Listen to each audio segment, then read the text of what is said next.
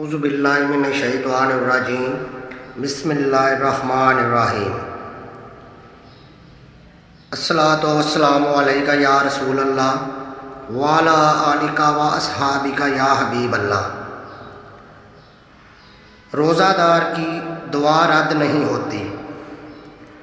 السلام علیکم محترم ناظرین اکرام، حضرت ابو ہریرہ رضی اللہ تعالیٰ عنہ سے روایت ہے کہ نبی کریم صلی اللہ علیہ وآلہ وسلم آپ نے ارشاد فرمایا ہے کہ 3 طرح کے شخص کی دعائیں رد نہیں ہوتی ہیں۔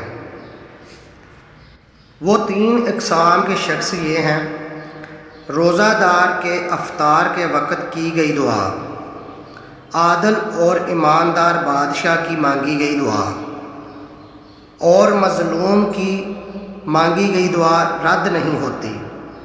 اللہ تعالیٰ ان لوگوں کی دعا رد نہیں کرتا ہے۔ ناظرین اکرام، ویڈیو دیکھنے کا شکریہ۔ آپ سے گزارش ہے کہ میرے اس چینل نور المدینہ کو لائک اور سبسکرائب ضرور کریں۔ اگر آپ اس ویڈیو کو فیس بک پر دیکھ رہے ہیں تو فالو ضرور کریں۔